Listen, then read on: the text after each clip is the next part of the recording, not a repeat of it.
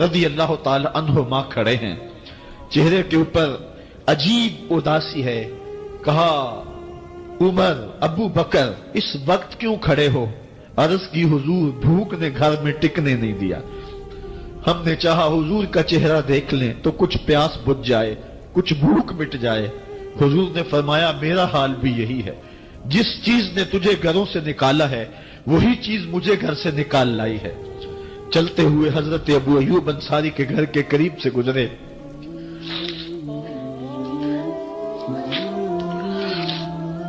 حضور کی خوشبو پا کے وہ باہر آ گئے۔ عرض کی بندہ نواز آج میرے مہمان نہیں بنتے؟ حضور نے کہا تمہاری مرضی۔ گھر لے گئے، چٹائی بچھائی، حضور کو بٹھایا، گھر والوں کو بکری کا بچہ ذبح کر کے دیا، کہا جلدی جلدی کھانا تیار کرو، میرے آقا کو بھوک لگی ہوگی۔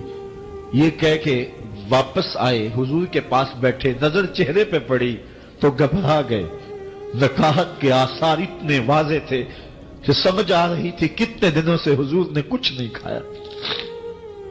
اٹھ کے باغ میں چلے گئے، کھجوروں کا خوشہ توڑا، حضور کے سامنے رکھا، کہا بندہ نواز جب تک کھانا تیار نہیں ہوتا یہ کھجوریں تناول فرمائیں۔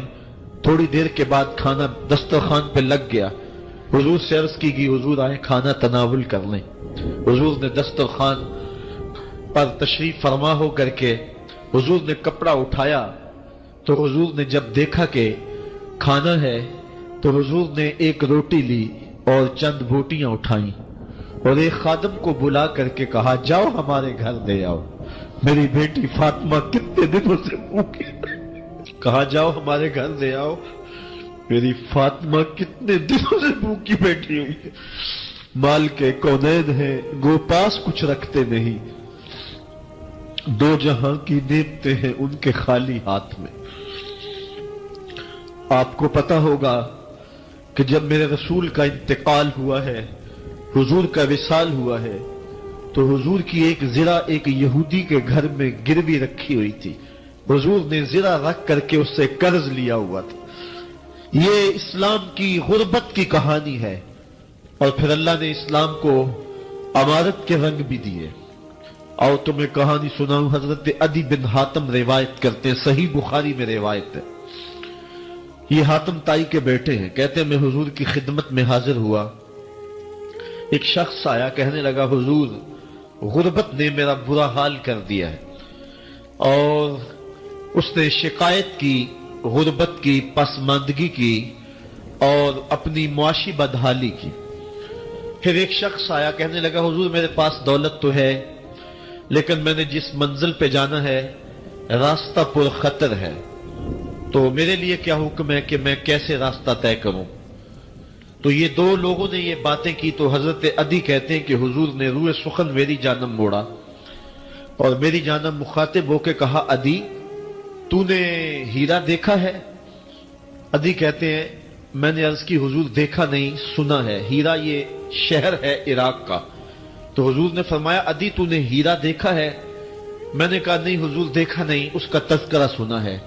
فرمایا عدی اگر اللہ تجھے زندگی کی مہلت دے تو ہیرا سے ایک خاتون چلے گی، تو اپنی آنکھوں سے دیکھے گا اور مکے تک پہنچے گی اور اللہ کے گھر کعبہ کا طواف کرے گی، اور اس کو ہیرا سے لے کر کے مکے تک اللہ کے علاوہ کسی کا ڈر نہیں ہوگا۔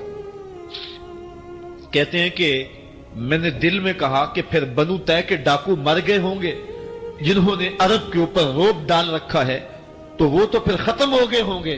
کہتے ہیں میں بھی سوچ ہی رہا تھا کہ حضور نے مزید میری حیرت میں اضافہ کرتے ہوئے کہا عدی اگر تجھے اللہ نے زندگی کی مہلت دی تو دیکھے گا کہ کسرا کے خزانے تیری جھولی میں ہوں گے۔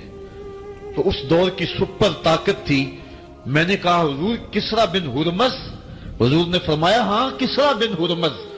کہتے ہیں کہ حضور نے پھر فرمایا عدی اگر تو زندگی پائی تو وہ دن بھی دیکھے گا کہ ایک شخص زکوٰۃ کی رقم لے کر کے، زکوٰۃ کی چاندی لے کر کے، زکوٰۃ کا سونا لے کر کے نکلے گا اور اس کو کوئی زکوٰۃ کا مستحق ہی نہیں ملے گا۔ حضرت عدی بن حاتم کہتے ہیں کہ پھر میں نے وہ منظر اپنی آنکھوں سے دیکھا کہ ہیرا سے خاتون چلی اور مکے تک پہنچی اور امن ایسا تھا کہ اس کو اللہ کے علاوہ کسی کا ڈر نہیں تھا۔ پھر وہ لمحے بھی میں نے دیکھے کہ کسرا بن ہرمز کے خزانے مسجد نبوی کے باہر پڑے ہوئے ہیں۔ تو کہتے ہیں تیسری چیز میں دیکھ نہ سکا، اور میں نے لوگوں کو کہا کہ یہ میں تو نہیں دیکھ سکا، میری شاید زندگی وفا نہ کرے، اور اگر تمہاری زندگی وفا کرے تو تم دیکھنا میرے آقا نے جو فرمایا تھا 2 باتیں تو پوری ہو گئی ہیں، اور تیسری بات تم دیکھ لو گے۔ حضرت یحییٰ بن سعید فرماتے ہیں کہ حضرت عمر بن عبد العزیز کا زمانہ تھا، اور انہوں نے مجھے افریقہ کی جانب زکوٰۃ وصول کرنے کے لیے بھیجا۔ میں وہاں سے زکوٰۃ وصول کی، اور پھر میں زکوٰۃ لینے والے مستحقین کو ڈھونڈنے لگا، تو کہتے مجھے کوئی مستحق نہ ملا۔ پھر میں غلام پکڑتا اور اس کے پیسے دے کے اس کو آزاد کرواتا چلا جاتا۔ حضرت عمر بن عبد